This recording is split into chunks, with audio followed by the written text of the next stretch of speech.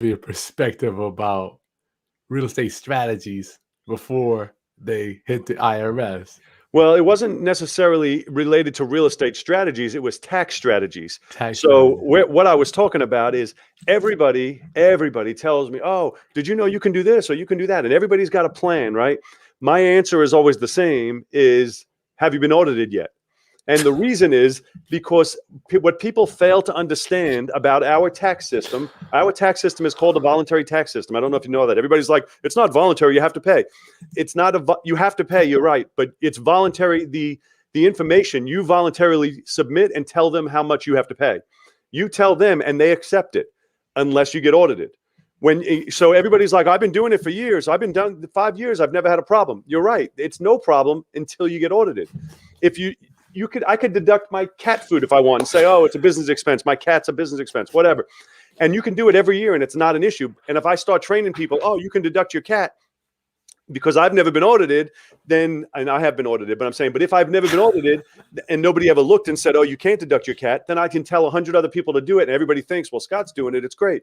But the reality is it's not until you're audited that you find out if all these strategies you're teaching or you're learning and you're going to courses on or reading in books, whether or not they're going to be accepted. You find out when you get audited.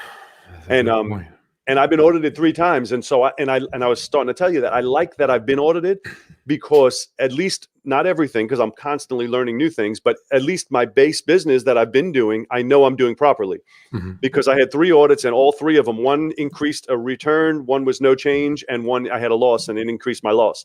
And so I know there was nothing, all 3 of them came out in my favor. Except obviously the first one I did myself, obviously the CPA fees, but barring that, there was nothing that they said, oh, you were doing this and you can't. And I take every liberty there is. I mean, I always tell people that. I said, we deduct everything. There's no reason not to. You deduct everything and let somebody tell you can't. You're only gambling on penalties and interest.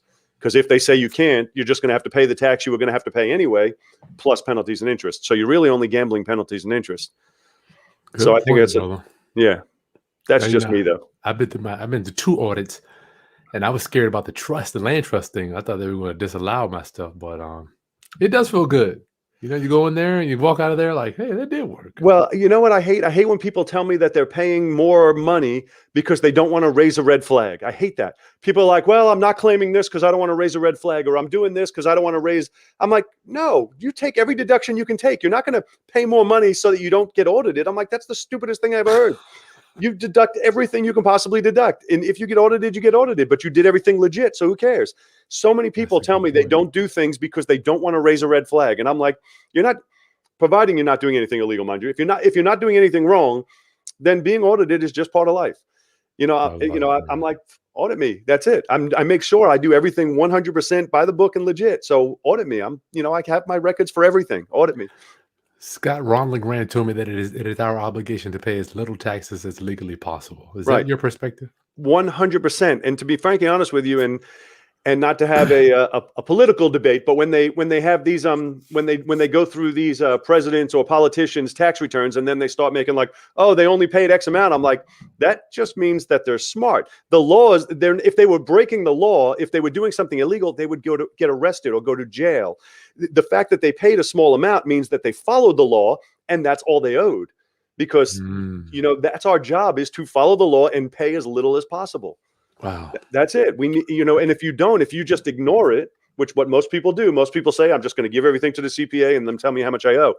If you just ignore it, you can do that. And you're going to pay hundreds of thousands of dollars more than you need to a year. I mean, you're just going to pay every penny because you didn't take the 2 seconds or the 2 hours or the seminar or read the book or learn what you had to learn and then take the actions toward that direction.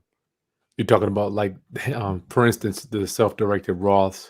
Right. I do a solo 401k. 401k, yeah. Right. And I love it. However, I'm learning some new things. That's what I told you I was going to talk to you about offline, but I'm learning some new things with trusts that I'm really interested in. And my challenge with it is, like, it sounds, and I hate to ever say these words because people say them to me, it sounds too good to be true. And everybody, I talk to people that have been doing them 6-8 years, and they're like, yeah, it's fantastic. And I love that, except it goes back to that question. Have you been audited yet? No, I'm like, well, then we really don't know if it works or not, but I'm willing to gamble. I'm willing to gamble. So I'm going in that direction. I'm doing it.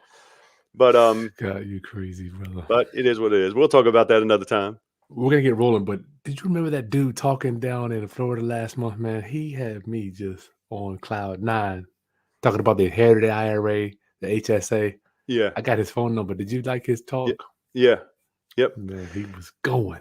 Actually, it was his talk that sparked a conversation in the hallway that sparked me into this trust thing that I'm researching now. Okay, so It's that funny. dude. It's funny how things all come together. And this was from, and you know him because he was on your show. This came from Lou Brown. And so he was the one that was teaching me this, and then he set me up with people teaching me something else. And I'll talk to you about it later on. Okay, cool. Round up. Good evening, everybody. Good evening, my round-uppers. I am Chris Haskins, and my mission and ministry is to raise your financial literacy through real estate investing and entrepreneurship. Tonight, we're going to get right into real estate investing. We're going to keep going with my Cyber Monday special. You know, I've been talking with Scott for quite a while now, trying to make sure we have everything set up to give you some serious goodies on his training. One of my mentors, the man has been in the real estate business since the 1990s. Every time I have a serious roadblock or dilemma, I send Scott a text or a call him, and he has some type of direction that he points me. May not be the whole answer, but at least gets me started to get point me in the right direction. So, Scott, thank you for that, my friend. Anytime. I love that's one of the things people always say. That's one of the things I never get tired of talking is real estate. All kinds of other stuff I can get bored and tired of, but when people have real estate issues, challenges, deals, I love talking real estate.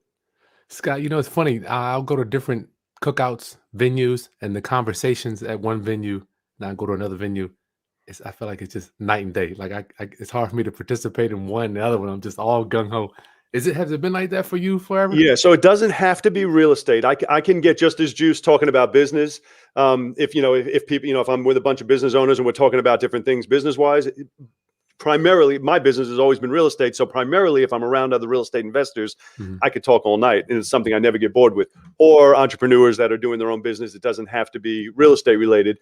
But when I'm around people that are, and no disrespect to anybody, but when they're W-2s or, and it's basically we go to work and then we have Saturday off, I find I don't have a lot in common. It's not, no disrespect to them. It's just the stuff that excites me that I want to talk about. I don't have any, we don't have anything in common to talk about. My wife said something to me one time. I was talking with an old friend of mine, and he had a job, and she said something. She's like, I can't believe you were so mean. And I'm like, mean? I love him. I would never be mean to him. But she's like, oh, well, the way you were talking about people that work 40 years and people, and he's one of them. And I said, I didn't even think about that because I'm just talking who I am. But afterwards, she was listening, and she was like, oh, it's in her perspective, she thought I was being mean. I asked him about it, and he said, no, I didn't think anything of it. But because I didn't, I was like, I would never be mean. I would never be mean to him. But the way she heard it was, I was basically talking about certain things that she was like, well, he is in one of those. He might not want to be. Maybe he wants to get out of it. Who wants to be? Who wants to be? So, Scott, you've been doing real estate since the 90s. You've seen, no doubt, I don't want to say every, but almost every type of deal there could be. How have you read the book, The Psychology of Money? No, it's on my to-do. It's on my list to buy, though. Buy it. It's a fantastic book. But the reason that you just brought it into my head when you said, "Oh, you've seen everything," he says the worst thing a person can do is when you hear them say, "Well, this time's going to be different because." And they said they just went into all the reasons for that, and they said they're every time's going to be different, and we're going through that now. With everybody saying, oh, well, the bust isn't going to be as bad this time, or we may just have a slowdown, or it might not. Everybody says, well, this time's different because they're not lending to people who are unqualified, or they have all these reasons. But the reality is nobody knows what's next, right? And when you read this book, is so many things, you're going to really enjoy it. So many things as you read it are just going to resonate with you. I saw we both got this at the same time. Yeah. And this guy, I feel like he's talking right to me, talking about, look, homie, you need to get your unearned income up. I feel like he's just in my ear talking about that. What about you? Yep, absolutely. Absolutely. I thought it was good. Yeah, that was a good one. I thought it was good. So let's talk about this crazy thing called slow flips. No doubt you've seen so many types of deals you've deduct with your deductive reasoning that this is one of the best ways to accumulate wealth. And let's just say, I don't want to say guarantee, but a lot of people, including me, thought that real estate guys come in and do a bunch of flips, make all this money, and then we're just wealthy. And doesn't really Yeah. work like So, that. and you can make a lot of money, and you do. You still rehab, right, Chris? Yeah, I got 3 Yeah. now. So you still rehab, and you can make a lot of money rehabbing. So it's not one of those things that you ever want to talk bad on. I stopped rehabbing in 2013, but I still wholesale, and I don't wholesale a ton of houses, but I do big spreads. So, I mean, I can still make 40, 50, 60 grand in a month just from doing 2 or 3 deals. And that's good money. So there's nothing wrong. I'm not saying that rehabbing's not good money and wholesaling's not good money. There's good money in it. However, it always goes back to, if you have a dry month or you stop working or you can't work or the market changes, whatever, that money stops coming in. Mhm. And the slow flip money or rental money, if you were into rentals, that's money that you did once and you get paid for indefinitely. I love And it. that's the money that really matters. And so what happened, and we've done this already, so I'm not going to go into No, my whole story. I want to hear it. Yeah, a lot of people. We got almost 90,000 subs on here, man. We need to know the story, bro. Oh, then we'll start all over again. Okay, Well, so I mean, give it a little bit of condensed, but I love to hear the story about. I never get tired of listening to your '08 story. okay, well, I feel like we're talking to the same audience, so I was just going to go through what's new and what's changed since last year. But you're right. I guess if we have a lot of new people, Yeah. I'll go back through that. So anyway, so I'll just start from the beginning then. So I started buying in '94. I bought my first house, my second house, and I started buying just rentals, regular rentals, all Virginia Beach townhouses back then. For you older Private folks, pay. what's that? Private pay people. Yes, back then they were called non-qualifying assumptions, and we were able. It was almost like a sub two, but with the bank's blessing, we were able to take over mortgages. And so I got to about 20 houses before 2001, and my goal was to get to 100. I would say, everybody's like, oh, how many do you want? Well, 100. Why? Sounded like a nice easy number, right? And I wanted $100,000 a month, and that those numbers were working out, not for any specific reason. Well, anyway, in 2001, we started having a little bit of appreciation. And up until then, I was buying houses from 87. I was buying them in 94 for the same exact price the person I bought it from paid for it. And in 95, 96, 97, 98, the same price. Nothing ever changed. In 2001, I'm calling on a townhouse that I know is 65,000, and I talked to the seller, and she's like, "Oh, I want 89," and I'm like, "You're out of your mind, right?" A couple months later, I call on another one. They're like, "Oh, I want 95." I'm like, "Heck's going on? These are $65,000 townhouses." So I started back then. I wasn't wholesaling. I wasn't flipping. I was just buying properties to hold. Well, that's when I got into wholesaling and everything, mind you. But we're just going to talk about slow flips today. Well, that's when I started seminars. I started reading books. I started learning what everybody was teaching, and what everybody was teaching is what they are still teaching today. Keep in mind, this is 20 years ago, exactly, 2001, and we're in 21 now. So 20 years ago exactly, and they were teaching the same stuff they're teaching today, only now they came up with a fancy word for it, the Burr method. Keep the Burr method, but we don't have to talk about that. Anyway, so what they basically taught me to do was, I had these awesome properties with tons of equity now because they were going up and I was taking over non-qualifying assumptions, to refi, pull out this equity, and use that equity to buy more houses. And that's what I did. And I was on fire. I was crushing it. I would take the money out, go buy more. Take the money out, go buy more. I started buying pre-foreclosures. That's when I got into sub two. Same premise as a non-qualifying assumption. I would buy equity out, use it to buy more. And I got to 84 properties. This is 05, 06, 07. Everybody talks about 08 as the bust, but let me tell you something. It was 07. It might have not hit the news till 08, but we felt it in 07. I did. And I mean, everybody talks about 08, and I'm like, I was there, and it was 7. It was 7. Anyway, so I got to 84 properties, and the way they teach you, the way they still teach you, was I had 84 mortgages. So I collected a ton of money every month, and then I paid a ton of money out every month. Well, in 07, for those of you who remember, and moving into 08, the world collapsed around us. Lehman I mean, Brothers. it just collapsed around us. And people are like, oh, it wasn't that bad. It was that bad. People weren't working. I mean, it was almost like we had last year, only a much, this time the government threw all the money at it and kept everything afloat, but where nobody was, most people were out of a job, out of work. Nobody was paying their rent. No loans. Overnight, I had about 30 to 40 of my properties stop paying overnight. Wow. And keep in mind, I got 84 mortgages. So I might have had 84 rents coming in, but I had, a lot of them were marginal, the Burr method, the way they teach, oh, you make $200-300 a month. That's fantastic as long as everyone's paying. As soon as they stopped paying, now I had 84 mortgages I had to pay. And at the time, I had just under $1 million in cash saved because I was also I was flipping houses. So I had cash. I was using it to fund my own deals. And I never hit $1 million. I had like 970. So I had money. I was comfortable. And I figured, you know what did we all say back then? Well, prices can't come down because people can't sell for less than they owe. So they could level off. They can stop going up, but they can't come down. And this isn't me talking. This was all the talking heads. This was everybody. They were like, well, real estate will slow, it'll average out 5%, and we were hitting 30%, but it can't go down. There's no way for it to go down because you can't sell it for less than you owe. Yeah. Nobody factored on the fact that everybody just walked away. Everybody just walked away from their houses.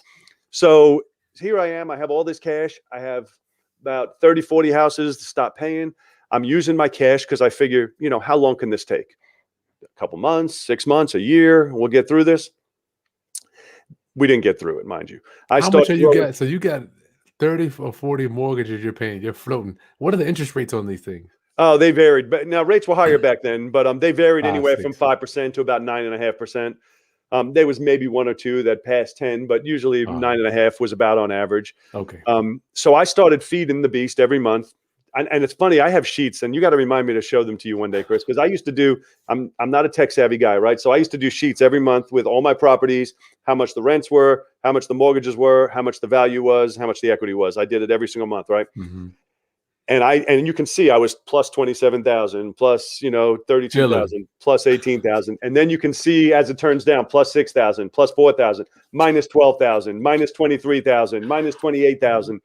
And I have it every month. I saved them. I still have them. And basically, I burned through all of my money, every dollar of it. And then what do you think happens, Chris? You run through all your money. You still got 84 mortgages. Got mortgages. Yeah. So, Defaults. and it was a decision, because you could fight the good fight. And I did fight the good fight. But a lot of it was a decision also. I have properties that I owed 150 on that were now selling for 30. And I'm like, what am I doing? I'm fighting with, I wish I knew this before I gave away all that money, but I'm fighting to keep them. And they're selling for pennies on the dollar of what I owed on them. Mm-hmm. And so I ended up losing a ton of properties, about 50, 55 properties to foreclosure. Wow. And I didn't work for like a year. I had no fallback. It's interesting. Most people in the industry, when did you start buying, Chris? 04. 04. Okay. Most people in the industry that you knew, your competitors, your friends that were in the business, most people during this time went back to their job. Everybody quit their IBM or their high-tech jobs and started becoming real estate investors. And as soon as this stuff happened, their wife said, you better get your job back. And they went back to their job. And so the field was empty with investors. It was empty. Everybody was gone. Mm-hmm. And I didn't have a fallback. I'm a high school dropout. I had no other job, no other skill that I could do to live the way I'm living and have, the lifestyle I had. And so, we had to figure it out. And one of the things in figuring it out was I started seeing the people, and there was plenty of them who were still crushing it. Most of the investors lost their asses, lost everything, and went back to their jobs. But there was guys who were still crushing it. A lot of older guys, a lot of the lenders, a lot of guys were still crushing it. And so I started asking a lot of questions, having lunch with a lot of people. And I'd be, trying to figure out, what did you do different than everyone else did? Because not only did they not lose, they were killing it now. And one of the common denominators I got across the board was free and clear. I'm like, free and clear. Everybody teaches how horrible of a move that is. It's so stupid. It's the worst thing you can do. It's dead equity. It's, your money's not working for you. All these things that they all put in your brain about why you would never want a property free and clear. It's horrible. And I believed all of it. And I would have been the biggest one to sell you on leveraging your life because I believed it all. That's what everyone taught. And they still teach it. So what am I saying then? They still do.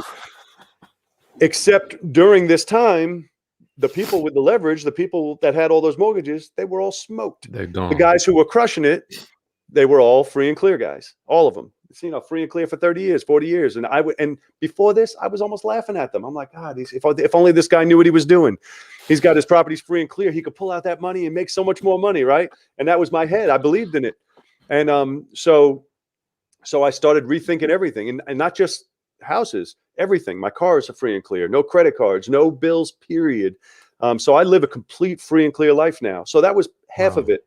So half of it was I'm going to start to rebuild, and I'm going to do it differently in the sense that I no longer want to be enslaved to a mortgage for the rest of my life. And that is, for those of you who don't think a 30-year mortgage is a life sentence, you haven't been doing it long enough. 30 years is a long time. And maybe it's just because I'm getting old now. When I was younger, I didn't think 30 years was that bad. Now the idea of 30 years kills me. So a couple things. I started figuring out, okay, well, houses got cheap now. These same houses, I'm going to give you a one, for instance. And Chris, I know I talk fast and I ramble in 80 directions. So you're stop good, me. Man. Let me ask you, let me reintroduce you. I have to do that from time to time because people are coming off and on. Roundup, I'm hanging out with Scott Jelinek. Hit that thumbs up there at the bottom of the video below. Scott is going to just explain to us his slow flip method, and he's going to give us some Cyber Monday goodies that's coming out.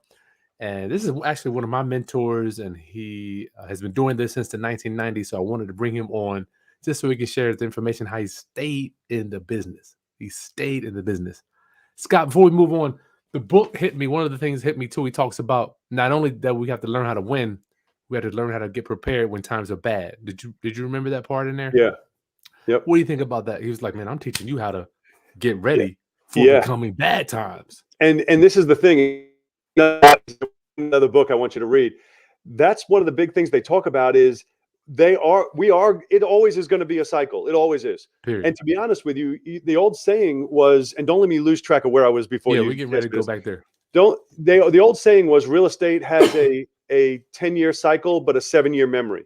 Right. And that was always true because everybody remembers it for 7 years. Then they forget and the same stuff happens and we go right through the same thing.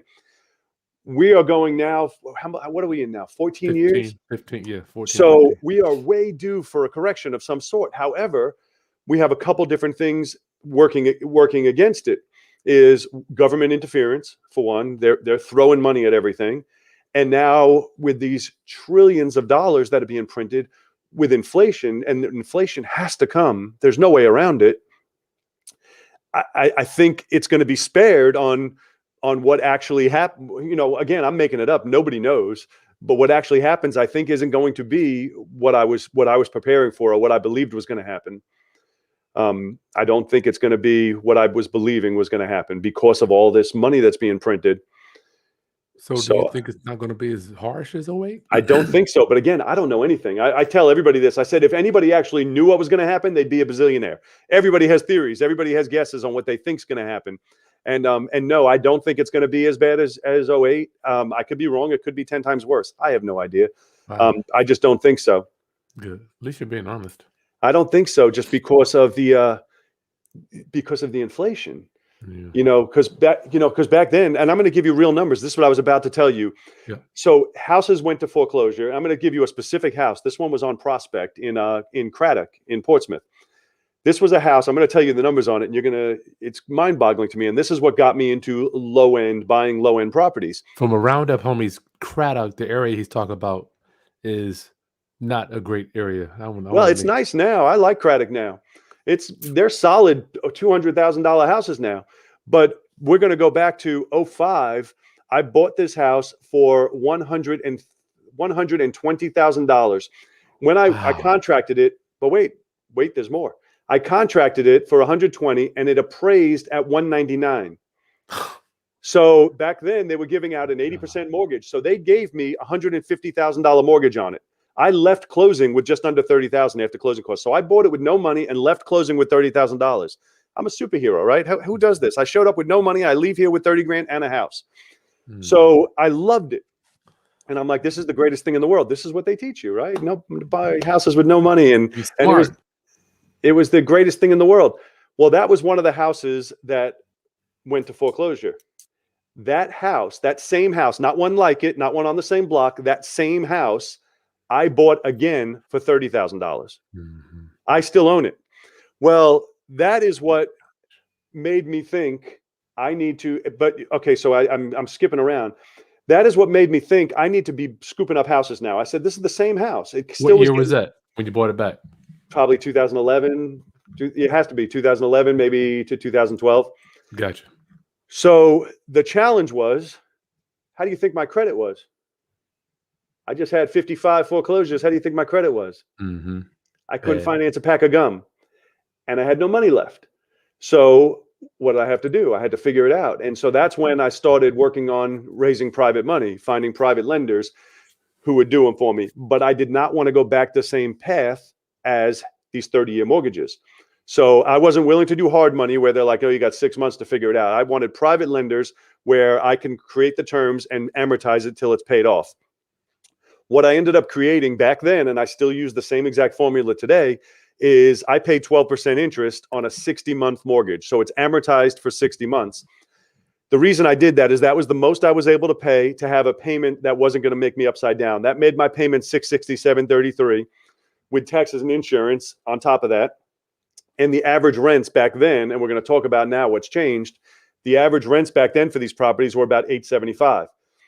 So my goal, my plan was buy as many of these as I can and just tough it out for 5 years. Just tough it out. That's it. Buy them, buy them, buy them, buy them. Yes, you're not going to make $1. And everybody hates that because the Burr method says I make money next week. Yeah. But anyway, so yeah, you're not going to make $1 to your 61st payment. Your 61st payment, the money's all yours. So I did that. So I started buying and buying and buying. I raised a lot of money. I still have my same lenders today that I raised back then. And most of my new lenders stemmed off of those initial lenders because they're doing tons with me. Well, then fast forward, I guess another year and a half, I had one quarter, and I think it was like June to September, that I'm looking at my QuickBooks and my repairs, and this is turnovers, paint, carpet, fixing the stove, the air conditioner got stolen, and my repairs for that quarter was almost $250,000. And I freaked out. And I remember I said, that's it. No more. We're not doing any more repairs. I don't know how, but we're not doing any repairs anymore. I can't do this. I said, I'm just throwing money in the toilet. I'm fixing it up nice and they're destroying it. I'm fixing it up again and they're destroying it. So you bought them to be regular rentals. They were regular rentals in the beginning. Yeah. Okay. That was my plan in the beginning. And then I started, okay, well, I'm not doing any more repairs. What do I need to do? And that's when I so it was two different parts of the plan that came together. The first plan was buying them cheap and paying them off quick. The second part was, instead of rentals, I'm selling them with long-term owner financing. And so now that's all evolved to, I buy them on a 5-year mortgage, generally 30. Now numbers have come up a little. We'll talk about that in a minute, but generally 30 grand. And then I sell them on a 30-year mortgage. So for 5 years, I don't really make any money and I'm okay with that. And then for the next 25 years, which is actually more because typically they turn over, but for the next 25 years, it's pure profit. So on a $30,000 house, selling at $875 a month, your total payback is $315,000. That's not bad. That's and mind you, those numbers are changed now, and we'll talk about that in a minute. But that's the broad strokes plan of how a slow flip works and why I love it so much. So tell you one more thing, and then we'll talk about what's going on in the current market. So 2011, I started this. 2012, I got a bunch now. 2013, I got a bunch. 14, I start second guessing myself. Am I doing the right thing? Because this sucks. I got all these houses and I'm not making $1. And I'm still moving forward with the plan, but it's tough. It's tough. I'm keep buying houses and I'm not making $1. It's not costing me money, but I'm not making anything. And then 2016 hit, and my first round of them started being paid off from my 2011. And then every month, I have them all written on my board at my office, the dates of each one as they get paid off, because I know, like, now it's slimmed down. But in the beginning, sometimes it would be a month and I would have 3 or 4 that month get paid off, and I wipe them off.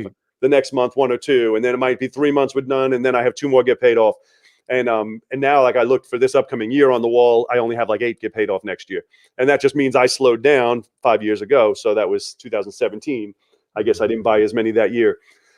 So that's 2016 is really when it started turning. And all of a sudden I was like, oh, this is the best thing in the world. I'm the smartest guy out there, because I suffered for those 5 years. But now all of a sudden I'm like, all this money's mine. I get to keep it. And cool. And for those of you who have rentals, conventional rentals, it's all a myth. Let's I hate pray to for him, Scott. Let's say a prayer for him one day, bro. yeah, it's a myth. What everybody's teaching about, and I jokingly say that I think this whole rental model that's perpetrated on people, I think it was designed by the banks. I think they hired the first speaker and wrote the first books and talked to people about, yeah, just make your $200 a month or $300 a month, because really all they did is converted you into an employee of the bank. Borrower. They converted you to be an employee of the bank. Now your job is to fill the properties. Your job's to go to court. Your job's to fix the stolen AC. Your job's to do all this stuff, collect the money, and send it up to the bank.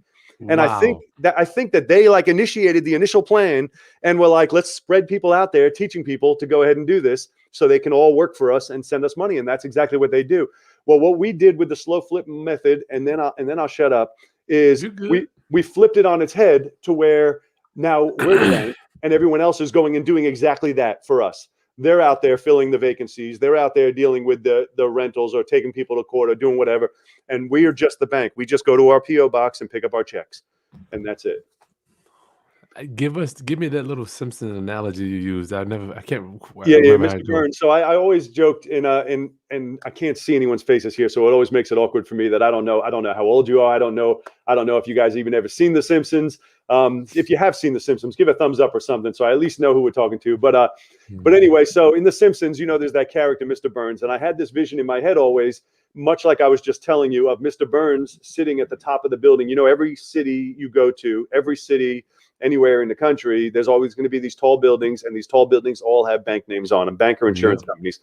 Well, I always picture Mr. Burns sitting at the top of the building like this, like us, go run along. And that's what we do as typical investors that do regular rentals and do 30-year mortgages and try and make our little spread. What they typically do is we work for Mr. Burns, where our job is to go out and meet the prospective tenant, fill out the paperwork. If they don't pay, it's our job to take them to court. If there's a problem or a leak or maintenance, it's our job to take care of it. And then it's our job to collect that money and send it to Mr. Burns. And he's just sitting up there the whole time. He doesn't leave his office. He's sitting up there just waiting. Come on, send it on to me. And that's it. And so what we kind of did with this method, like I just said, is we changed it to where we're Mr. Burns and we're just sitting there at the top of the building waiting on everyone to send us the checks. And all you have to think about, all anyone has to think about, is those tall buildings. Why is it that they have the tall buildings in every single city you ever go to? Obviously, there's money in that industry, right? There's money in, basically, we're just lenders now, only better than what a bank could do, because a bank, say they loan you money and they got it at 8% or 6% or 5% or whatever it is. What we're doing is we're supercharging that, because now we're buying, you might only be getting 8%, but we're buying it at 30 and selling it at 89 and then getting 8% on the 89, not on the 30. So we're supercharging that return. And it's insane on how much our returns average, 20 to 30% from what we pay for what our actual return is. It's insane. Scott, I did a video. I don't care what city I'm in, Miami, Dallas, LA, Chicago, Atlanta. I've traveled to these cities and I've walked down these streets just to see, why is it, my friend, that every city I go to, the banks and insurance companies have the best real estate, even in my town here and your town. I mean, yeah, I've drove through your town. Well, you know why? They're making. I want my roundupers to understand that. They're lending money, and that's where the money is. Being a landlord, and now no disrespect to it, I did landlording for years, but it's a job. It's a job, and there's some people who love that. They like the job. They like, and I don't know, I can't see you guys' faces if you're old enough to remember Schneider. I think that show was One Day at a Time or something. Schneider was the landlord. I always joke about Schneider because he was the guy with the tool belt on, and he would come and fix stuff. And Mr. Furley, you guys know from Three's Company, right? So some people like that. They want to go and and tighten the screws, and if that's what you love and that's what you want to do, and that makes you happy, then that's fine, and then go ahead and do that. But if you're just in this business to make money, or if you thought rentals were going to make you free, slow flips set you free. Rentals are a job. They're a job. That's as simple as I can put it. Rentals are a job. Scott, I've been begging my rounduppers to stop doing repairs on their property. Scott, what is it in our minds that we just want to go do painting, carpet, fix them up to be nice? Help me. Well, okay, I can help you, but I can't fix it. I can tell you about it, but I can't fix it because I used to be that way. So the challenge is, especially if you're new and you buy a house. I remember my first 20. I could point them all. I still remember them. And you're talking, this was in the 90s. I don't have them anymore. I know the house as well. You want to hug and kiss them, and that's your baby. You love the house. It's a hard mindset shift to change loving your houses to, it's not my house, it's a piece of paper. Right now, all I do is shuffle papers. I shuffle papers and I get checks. I don't see, care, or know anything about the house. Where it used to be the opposite. I wanted that. I put air fresheners. I wanted renewals in there. I wanted the place to smell good and look beautiful, and all this stuff that I don't care about anymore. Back then, I loved the house, and I wanted to plant flowers before someone would come, and I wanted everything to look beautiful. There was nothing wrong with that, but I just worked for Mr. Burns at the time. I was doing this work so I can send him the money because I had an emotional attachment to the houses. Now I'm the opposite. Now I don't see the house. I don't care about the house. All I care about is the numbers. I don't have to actually see the house. I'm actually just now starting to work on deals in other cities, in other states, and I'm completely following my formula and doing it without ever even not seeing the house. I'm seeing pictures, videos. I'm running my comps, and I'm able to do. My plan on expansion is to be able to go wherever they work. And I don't have any emotional attachment to the house because I don't even want to think of it as my house because it's really not. It's their house.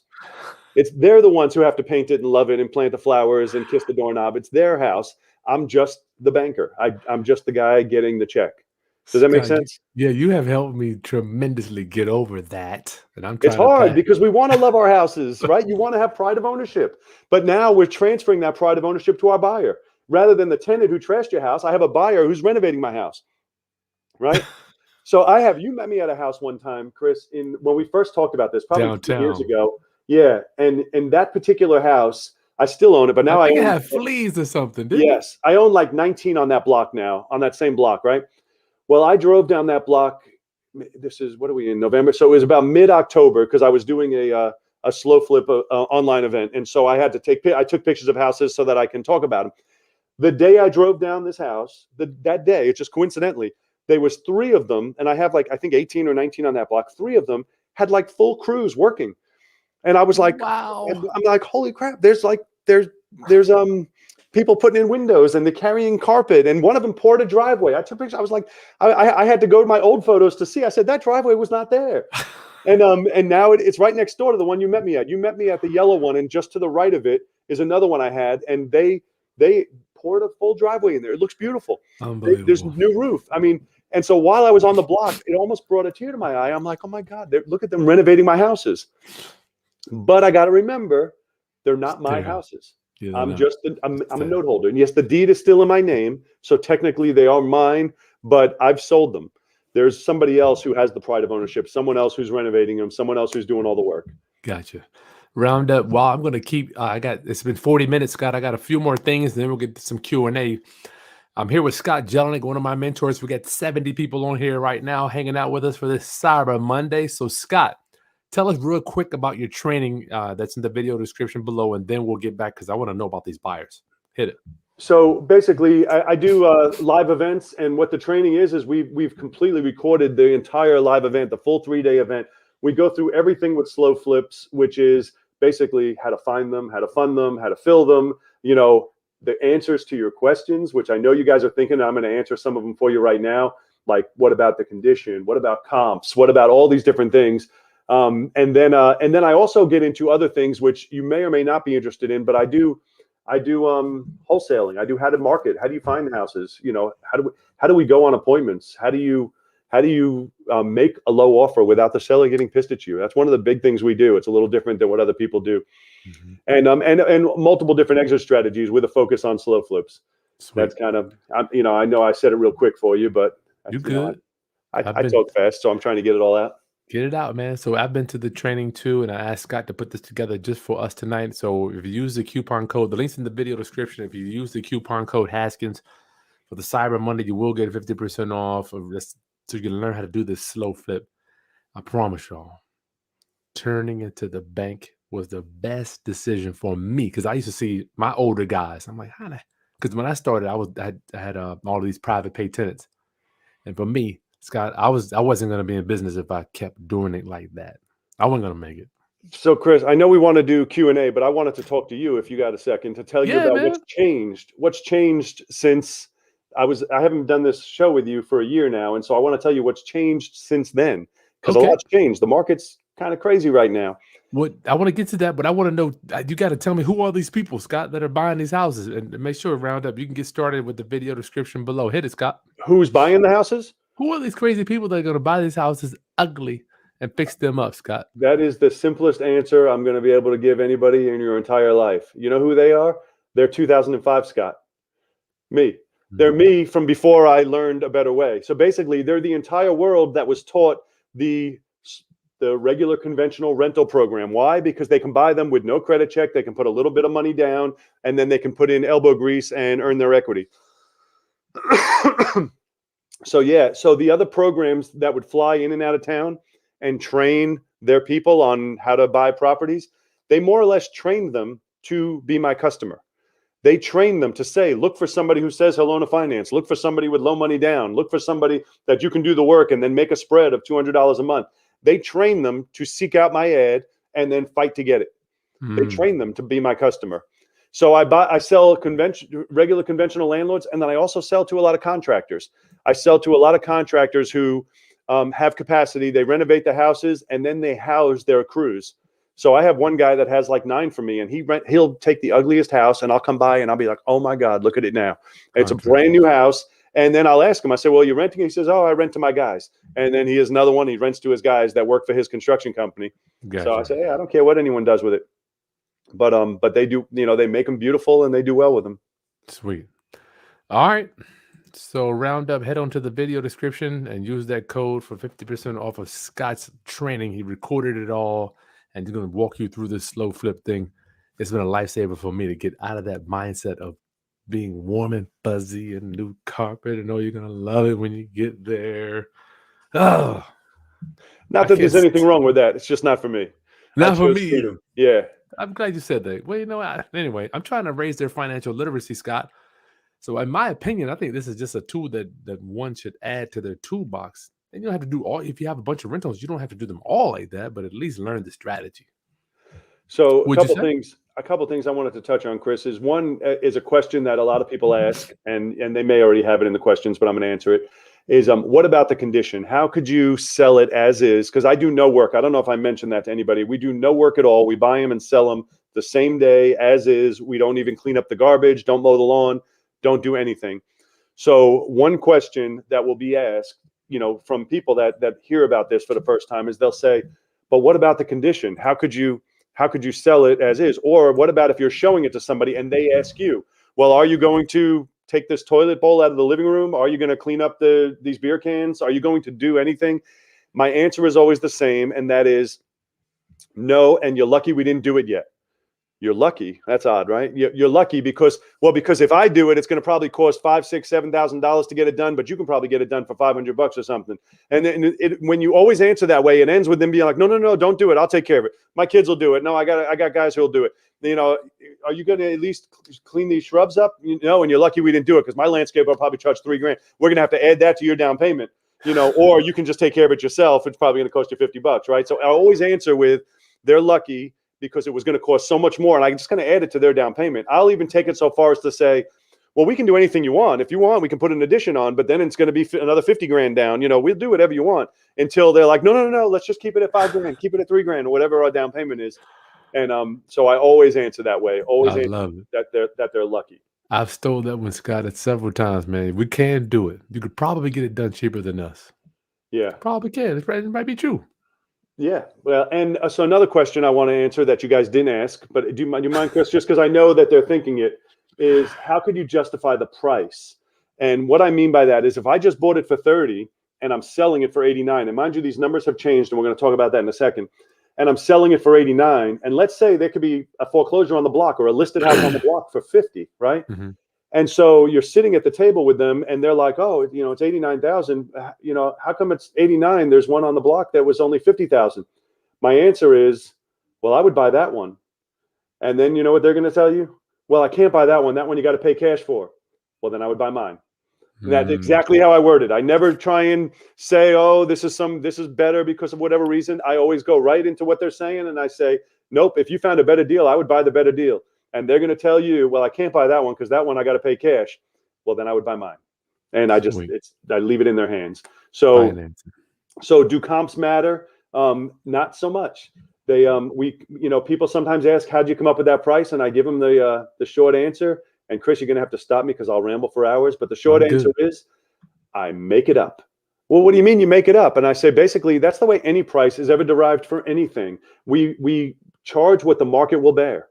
And if I charge a price that I can't fill it, that means I charge too much and I have no choice but to lower it, right? It's what the market will bear. And if somebody, and this is another thing, sometimes people say, well, that's 99,000. That's ridiculous. Nobody's going to pay it. I said, well, somebody's going to pay it. It might not be you, but it will be filled. This week it's going to be filled, and it doesn't have to be you if you don't want it. It's ironic how somebody will pay. I'm going to use 875 as a number. Somebody will pay 875 a month rent for 30 years and not think anything of it. That same 875 that's paying off a house, now I'm not paying 99,000. I'm like, but it's still 875, the same amount you're paying in rent. Only now you actually are earning something. Those aren't your customers. Simple as that. Those aren't going to be your customers. Can't please everybody. Gotcha. Selling as is, getting a down payment, buying it, selling it more than what you bought it for. Sounds like a win-win situation to me. It is. But now, do you mind I tell you a couple things that have changed since we spoke last? Yeah, hit it. So a couple of big things, and this will be interesting for you too, Chris, because you're in the same market. So first off, we haven't had a vacancy in 2 years. I mean, we get a vacancy, but like if we get a vacancy at noon, by 2:00 that day, it's filled. That's crazy. Each time it gets filled, we were $3,000 down last time we filled it. Now it's $8,000 down. We were $870 like right now. Yeah, right now. It was $875 a month. Now it's $1175 a month, or $1275 a month, and it's filling the same day. It was 89,000. Now it's 149,000. Same house, same day we got it vacant. I mean, it's amazing how these numbers have turned. No, that's the other part. That's a lot of. So you're getting 149. That means you're getting 450 back. Yeah, more than that. So the other thing is, people, and this is something that you may or may not even know, Chris, but people are buying them now. Like I have probably 6 that closed in this past maybe month and a half, 2 months. What do you mean buying? Buying them because the values have come up so much that they're either renovating them and selling them, like on the market, selling them, or they're refining them and cashing me out. And so I wanted to address that because sometimes people are like, but they're my babies. I don't want to lose my houses. Sometimes people don't want to do this because of that. They're like, well, what happens if everybody buys? I'll be out of houses. And that's a real thing. However, you bought them for 30, and let's forget the inflation, forget everything else. Let's just say you sold them at 89. If they buy them, you take that money and go buy 3 more, right? Yes, you won't have the same house, but you'll have 3 others just like it. Now, instead of getting $875 a month, you're going to be getting $2,600 a month, right? It's a good thing. But sometimes people have a hard time with it because in their head, they're like, but I don't want them to buy it. I just want to collect the money. And I get that. That would be great. But they have the right to do so. We're selling it, so they have the right to. So some numbers I'm going to tell you, Chris, which is crazy to me, but it's the market we're in. You've seen some of these houses. I have a ton of them. I bought a package that I paid $21,000 each for them, right? I bought a package of 24. 4 of them have bought already. 4 out of those 24. Wow. Those 4 that closed almost paid for the whole 24. Wow. Because and they're getting it. I see the listing prices and I'm like, wow, it's insane what some of these houses are selling for. They're on the market at 149, 169, and I'm like, oh my God, these are 30,000. In my head, they're $30,000 houses. But the market's been doing great, and these people are contracted in at the 89. So one other thing, and then we'll take questions. So the other thing is, some people will say, yeah, but you're stuck at the 89 now, and it's worth 149. So you're selling it below market now, which when I bought it, it was way above market. That may be true. However, you have to factor in that they've been paying me for 5, 6, 7 years, $875 a month, right? And they had to put $20,000, $30,000 into it to renovate it, to make it to that price. So in the end, we're still doing quite all right. I've done the math, and I'm like, you know what? It feels that way, but I'm like, we're still doing good, and and I want them to do good. I want them to make money as well. So they're doing good. We're doing good. The end buyer's doing good. Everybody wins. Scott, you said something. Let me reintroduce you. We're here with my mentor, Scott Jelinek, Hampton Roads, Virginia. Investor, been doing it since the 1990s. He's offering his 3-day training. It's been pre-recorded. All of it's put together and teachable and 50% off. That link is in the video description. Just use Haskins to get the discount for Cyber Monday round of homies. Scott, I remember you when I see people do different things in the business. I remember you saying, I don't need to make all the money. You can make all the money. Right. Just elaborate a little bit on that when people tell you about your dad and paying off houses. Right. People Well, say I'm stupid too. That's going to take us down another rabbit hole, but I'm going to take you there anyway. So it's what I call the great rental myth. We'll start off there. I always call it the great rental myth, where people say the easy thing. You'll read in every book. They'll say, well, if you have $100,000, you can buy one house for $100,000, or you can buy 10 houses with $10,000 down each, right? And then if they go up just 10%, the cash model, you only made a 10% return, and the leverage model, you made a 100% return, because now each one went up 10%. That's pretty attractive. I mean, that's what got me into it. I'm like, well, that's what I want to do. That's way better. And so that's what they pitch you on. But what they never talk about is, what if it goes down? So let's assume it goes down 10%. With your cash model, you have 90%. You lost 10%. And with the leverage model, you lost 100%. But you still have the house. It's still cash flowing tenants. And so what difference does it make, right? Everything's okay with that. The take it a step further is 2007. What happens if it goes down 30%, 40%? Well, now with the cash model, you put out $100,000 and you have a house that's only worth 60 now, right? With the leverage model, your $100,000, you still own 100,000, but you only have $600,000 worth of houses, and you got to keep paying. I mean, and that's the real challenge. And big number. Right. Well, and the other thing is, everybody talks about, make $200 a month, make $300 a month. And all of that sounds great, but I'm going to tell you, and then we'll get back to you go make the money. I'm sorry. I know I go down rabbit holes. Everybody talks about, if you can make $300 a month, that's great. How much do you need? You get 10 houses, that's $3,000, and everything's great. I'm going to tell you a statistic that most people argue with, but anybody who's analytical, you can see it on your spreadsheet. The average home maintenance for a rental property cost about $300 a month. And so before you start saying, no, I have a rental, I haven't done anything in a year, I haven't done anything in 3 years, I only spent $30 last year. All of that may be true. This is an average, because what happens is, it might be 3 years and you spent nothing, and then you have a turnover and you have to paint it, carpet it, put in a new stove and a refrigerator, do the air conditioner, whatever, and you end up spending that $4 or $5 grand. Now your $3,000 that you made for the last couple of years just got eaten up. Zero. And it stays that way until it gets ahead of you, and you just end up chasing it indefinitely for 30 years. And 30 years is a long time. So the last thing I'm going to say, and then I'm going to stop talking, I promise. Because I want to talk about that, because I know a lot of people think that they're going to get that $100, $200, $300 a month, and they're good, Scott. They think that is, they've made it. Right. And it is that way on paper. It just doesn't end up that way. Yeah. So the other thing is your calculator. And so I'm gonna say this one little thing, and then we're gonna end on this, and then take questions. But if you were to go and ask your CPA, say, hey, I was listening to this guy Scott, and he thinks I should pay off my houses, right? Your CPA, unless they're a real estate investor themselves, even if they are, it depends on their mindset, is probably going to tell you, no, don't do it. Don't do it. You're going to lose your biggest deduction, right? And your CPA is right. But you have to remember, your CPA's job is just to save you money in taxes.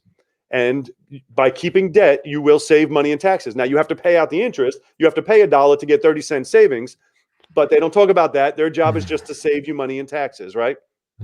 And so they're right.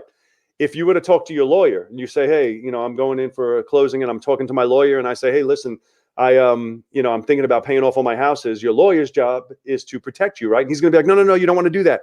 If you have free and clear houses, you're going to be a magnet for lawsuits, and people are going to want to come after you. He's right. Now, there's a dozen different ways to protect against that, but we're not even going to talk about any of that today. But your lawyer's job is to protect you, to protect your assets. So he's right.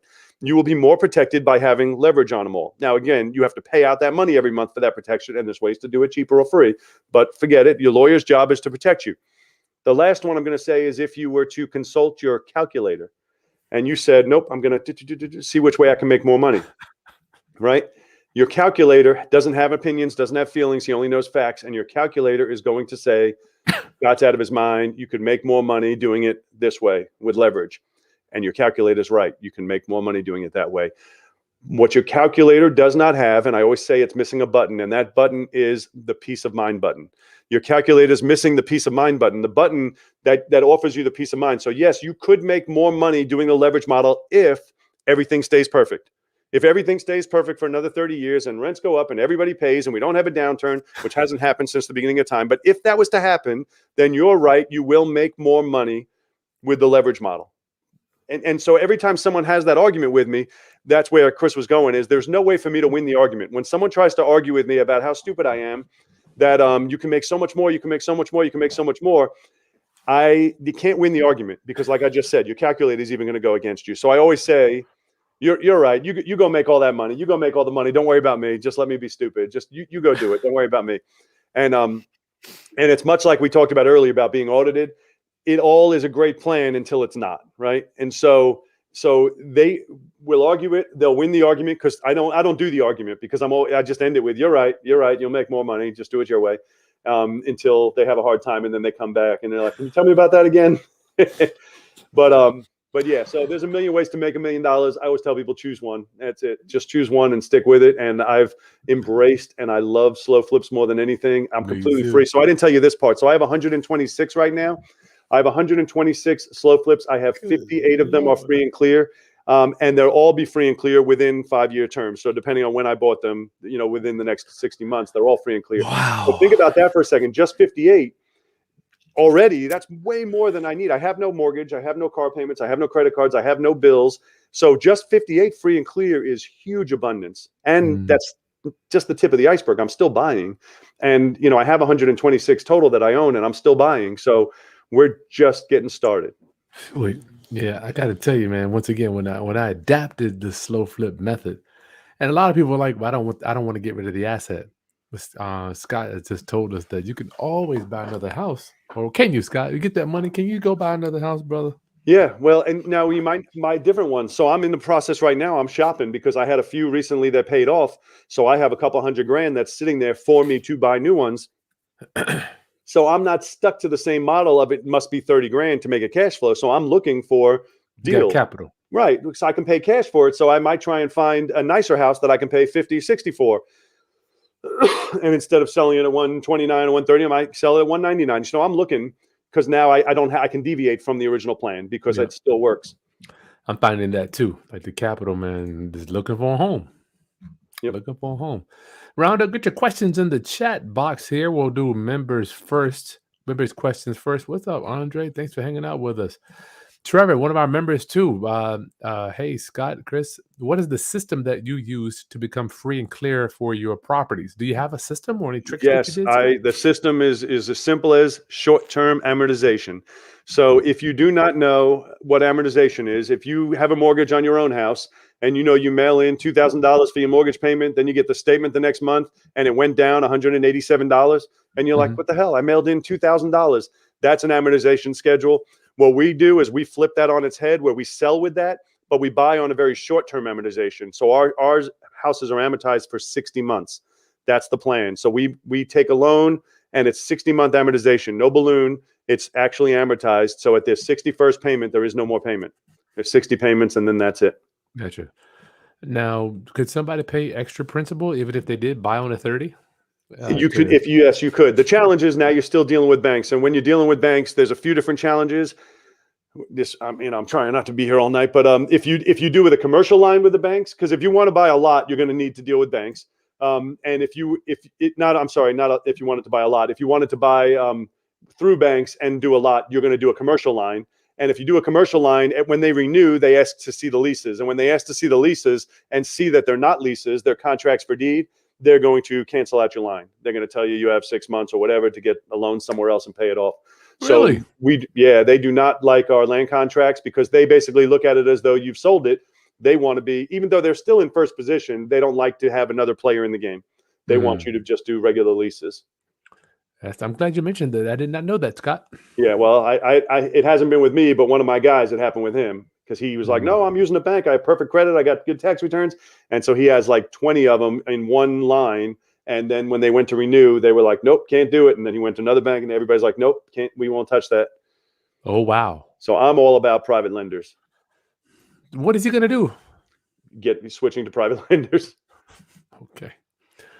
Ty, hey, good to meet you. Okay, sweet. Yeah, Ty came to our lunch and learn the other day. Pleasure meeting you. You got Ron LeGrand. Good for you. Yep, good job. Good job.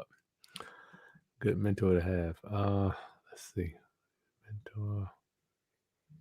Derek wants to know, do comps matter as much when you're selling owner financing? Hey, how you doing, Derek? No, they do not, because there is no appraisal, there is no inspection, there is nothing. I try and sell at prices that I call super retail. So if a house is worth, if the highest comp I can find is 100, I'm not going to sell it for 300, right? But I might sell it at 119 or 109. So I try and do what I call super retail. The comps don't matter. Nobody's doing it. It's all done on your own table or at your office. However, at some point they may go to refi or go to sell it themselves. And so I want it to be within the ballpark, but nobody's actually checking any comps now. Yeah. Ricky wants to know, can he access the program after the live event? Well, it's recorded. Yeah, I'm not sure. Maybe we misspoke. It's recording of the live event. It's not an actual live. I think I'm misunderstanding. It is the live event. It is the live event, but it's recorded.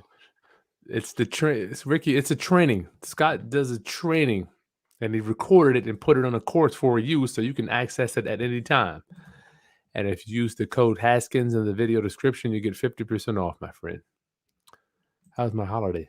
I ate too much turkey, Donovan. Too much turkey.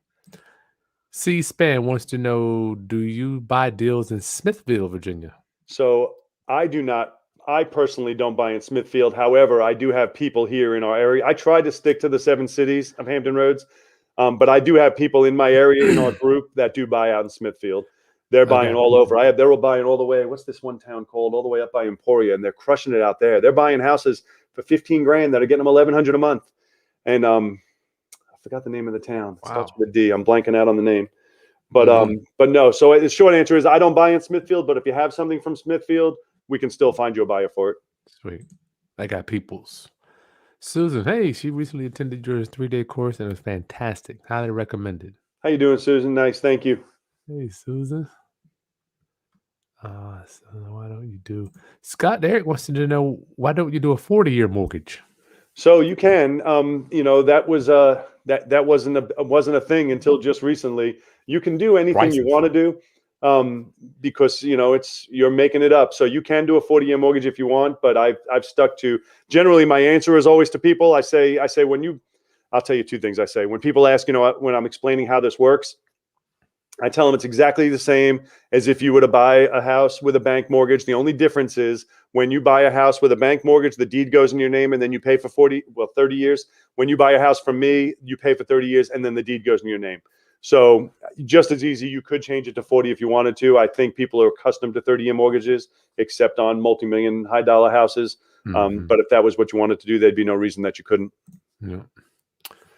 Let's see here. Round up, get your questions in. A Sago wants to know, is this seller financing? So yes and no. So yes, it is seller financing. However, it's 2 parts. So it's not just seller financing. The first part is buying them at a discount, obviously, and buying them on short-term financing. So we're paying them off in 5 years. The second part is selling them at what we call super retail and seller financing. But we do it through a contract for deed. We don't actually transfer the deed. I hope that helps you. Contract for deed. Helping Hands wants to know, what's your best way to find leads? Are you using PropStream? So we actually do. I do use PropStream, but that's not. I use it mostly just for research. I don't use it for finding leads, although I know a lot of people do. We have 47 different things we do for marketing, and so we do a lot of them. But our number one lead source is probably the same as everyone else's. Our number one lead source is direct mail. We do direct mail, driving for dollars, internet, or the big things that we do for getting leads, although we do a lot of different things as well. You got to have a lot of ways. There is no one magic. Well, let me ask you, Scott, is there one magic bullet way to get leads? So there is, but then your business could be this, but if you just do the one, yes, you can get leads, but you're going to have this much of a business instead of a full business. You know what I mean? You could do that, but it's going to reduce your business. Yeah. And then, as well as I do, Chris, certain times, certain things work better. Like sometimes direct mail's on fire and it was like, it's all you can do to work all these leads. And then sometimes you spend the same amount and you get nothing. So you're thankful you have these other lead sources bringing you deals for that month. because it's just the way it goes. Roundup. Thanks for coming with us, Scott. Helping Hands. Do you use VAs? As of right now, I do not. I actually have a consultation this Friday, speaking with one, but I probably am going to use them more for my personal business and not for my home buying business. So I'm not sure yet. My short answer on that is no. As of now, I do not. I keep my life very simple, and so I don't have any as of right now. Well, one doesn't have to have 120 of these. Scott, reading your book, I never forget reading your book. I'm like, man, I'm the guy that just wants to have X amount of these things to have an okay Just lifestyle. You don't live have to your have future 100. vision. Yeah, exactly. Denise, can you do a land contract in Cleveland, Scott? So I can't answer that for you because I know Ohio, not only do they have crazy rules in Ohio, but each area in Ohio has their own rules. What? So I'm not 100% sure, but there's one thing I am certain of is there is a way to do it everywhere. That much I'm certain of. Certain areas you have to use a lease option, certain areas you use a land contract, and certain areas you actually record it as an owner financing. So the short answer is it can be done everywhere, but you might have to do a different strategy in certain areas. Gotcha. And I don't know specific in Ohio, actually. What I do know about Ohio is that each municipality in Ohio has their own rules, which is crazy. Wow. You would think it would be state governed, but they're governed That is individually. crazy. That's crazy, Scott. I'm glad they don't do that around here. Yeah. Somebody didn't see the link. Nicole, if you don't see it, just refresh it or go out and come back in. It'll be right in there. Sometimes the links, I don't know why YouTube does that. If you don't see the links in the video description, Nicole, just come out and come back in. So right below, Scott Jelinek, my mentor, how to do slow flips. Got a 3-day training for you. It's been recorded already. You can access it instantly on Teachable and use the coupon code Haskins right in the video description at any time to get started on this slow flip thing for Cyber Monday. I've been trying to get Scott on here. It's been a year now. It's been a year. Yeah. That's crazy. My wife went to Scott's training, Clarence, a couple years ago and enjoyed it too. That's sweet. Awesome. Thank you, Clarence. Scott, you're the man. Okay, man. So, Scott, do you have any final words for people that they say they want to stay in the traditional rental thing? Is that okay to do? Yeah, I have friends that do traditional rentals, and Really? and they like it, and that's what they want to do, and there's nothing wrong with it if that's what you like. My whole, if you guys read my book or if you know anything about me, my whole focus is always just on freedom. It's not on making the most money you could make, and it's not on, on having the most you can possibly have. It's just about being able to wake up in the morning and do whatever it is you want to do. Yes. And so yes, rentals though don't generally give you that. You can do them through a property manager and get some level of freedom, but you give away a good, chunk of the money. So yes, you can do conventional rentals if that's what somebody wants to do. I still recommend, even with conventional rentals, paying them off as quickly as possible. But that's my 2 cents. Well, Scott, you've been doing this longer than me. So I'm like, man, I was listening to you. I'll never get having lunch with you. I think it was 2010. Your face was all had a little different look on you, my brother, after losing those houses, and you were like, I'm done. No more debt. Yeah. And after you said it, I'm like, you know what? Let me at least look into this. All right, Roundup. You've heard it from the man right here. So get started. If you want to do this slow flip, turn into the bank. Be the bank. It will change your real estate career. Scott Jelinek, thank you so much, my brother. All right. Thank you for having me on. I look forward to talking to you guys. Have a fantastic day. And go ahead, subscribe to this channel. Oh, now it used to have a brick. Now you got a saw. Nice. I like it. All right. Subscribe to the channel, like the content, share with anybody else that you think needs to turn into the bank so they can hurry up and figure this thing out. Stop doing pretty warm and fuzzy rentals. I don't want them to do it, Scott. You can tell them, but speaking of the bank, that's something I didn't tell you also that we teach in the course is how to raise the private money. I forgot to mention that earlier. Mm-hmm. That's a big part of what we teach also is how to raise the private money to fund these deals for yourself. So Sweet. Good thing you just said be the bank. It just made me think about that. Private money, you got to have it. Okay, Roundup. I'll see you guys on the next video. Much love to you and your family. Get started right now. Peace. All right. Have a great night.